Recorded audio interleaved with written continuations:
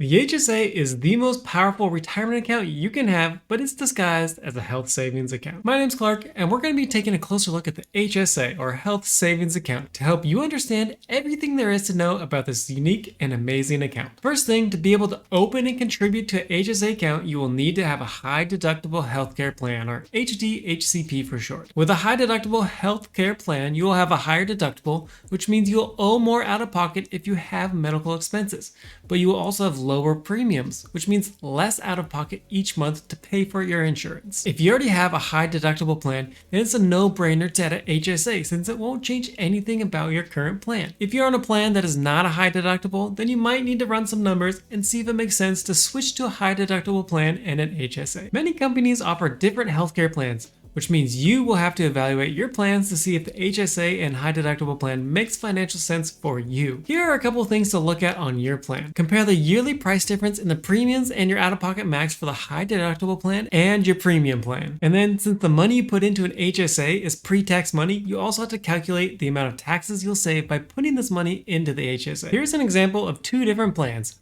One high deductible plan and one premium plan. As you can see from the numbers in this example, if you only do regular checkups or have very few doctor visits per year, the HSA comes out ahead, and this will likely be the case when you compare your plans. Next, we compare the out-of-pocket max and add everything together to see which plan you spend more on overall. If we take the same two plans, we see that they come out very close to each other, but when you add in the savings from the HSA, the high deductible plan actually comes out ahead when you hit the max. Not everyone's plans are the same, and everyone has different medical needs, so you're gonna have to run the numbers yourself and find out which plan makes sense for you. I do believe if you're young and have minimal medical needs, then this is a no-brainer account to open and start funding right away. You can contribute up to $3,550 to your HSA if you're single, and up to $7,100 for family coverage in 2022. Now, these numbers are likely to increase for 2023. The real power of the HSA is the money is set aside pre-tax, and when the funds are used for healthcare costs, you don't have to pay any taxes. This is completely tax-free money. While there are other pre-tax accounts, such as a 401k and IRA, the HSA is the only account that also avoids paying FICA taxes if your company offers pre-tax contributions directly from your paycheck. This is an additional 7.65% in tax savings versus the other retirement accounts. If your company doesn't offer pre-tax contributions to an HSA, you will still be able to deduct the income from your tax return, but unfortunately, you will end up paying the FICA taxes. This isn't the end of the world, it just means you don't get that extra tax benefit. The funds you place in the HSA can actually be invested in the market and grow tax-free, and the funds roll over year to year. Each brokerage has different restrictions on your funds. Some might require you to keep a certain amount in cash. For example,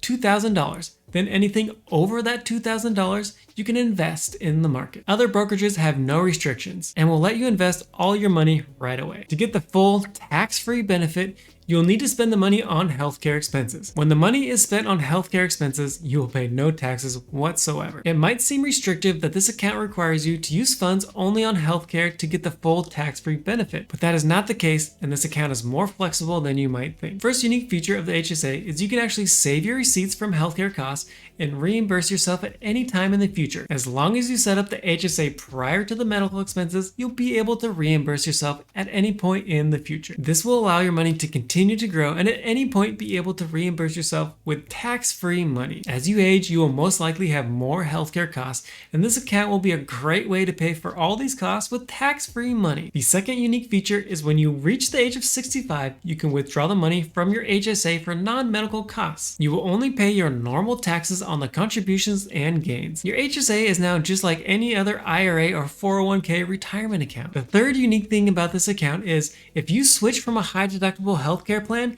to a premium plan, you still can keep your HSA, you just can't contribute more money to it until you switch back to a high deductible plan. This is great because if at some point you need to switch to a different healthcare plan to meet your medical needs, you will still have your HSA with money to help pay for your medical expenses. The only thing is you cannot continue to contribute to your HSA while you're on that premium plan. But if you ever switch back to a high deductible plan, you can go ahead and start contributing to your HSA again. And there you have it. The HSA is 100% tax-free money for medical expenses. It is the only account that I know of that avoids FICA taxes. And if you are extremely healthy and don't need the money for medical expenses, this can be used just like any other pre-tax retirement account after the age of 65. This is by far my favorite account. If you learned something today, go ahead, like and subscribe, and I'll see you next time.